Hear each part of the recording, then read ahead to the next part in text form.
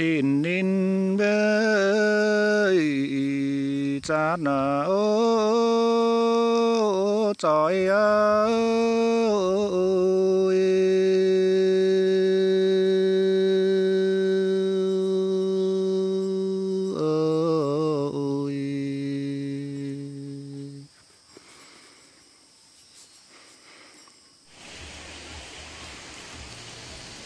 hoàng tan mê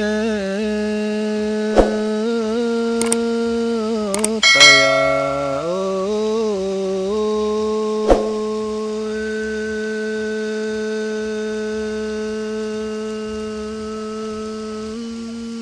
xin lời chào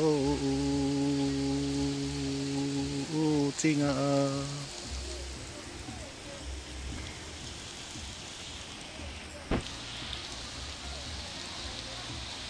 mà nè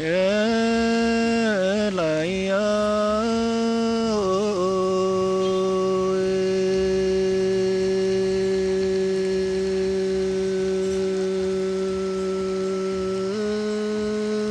nan ôi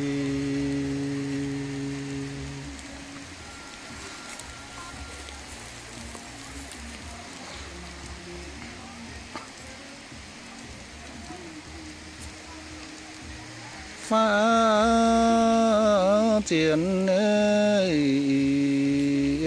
chín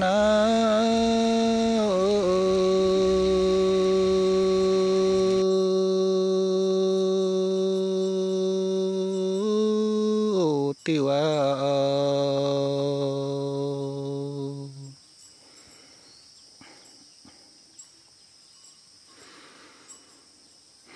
to giàu biếu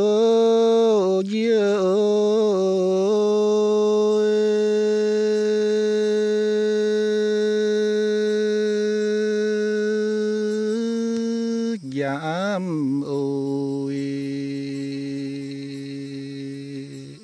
mai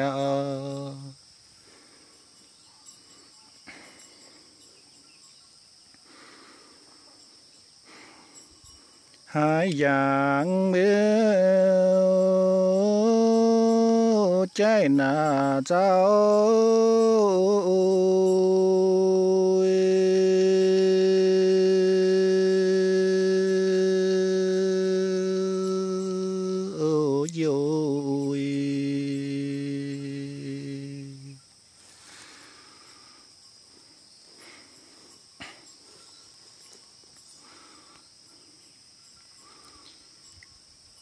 lo tu bê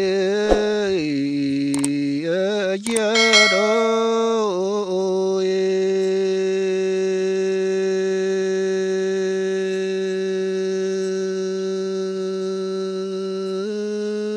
nín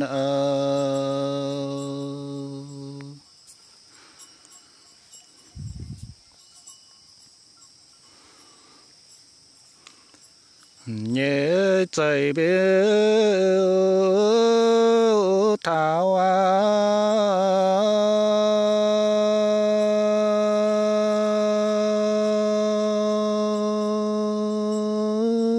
dám nói siêu hoa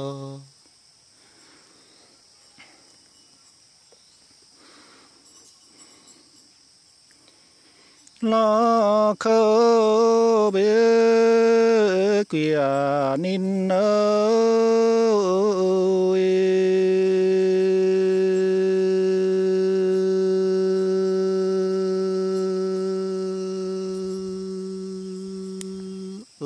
chiều ơi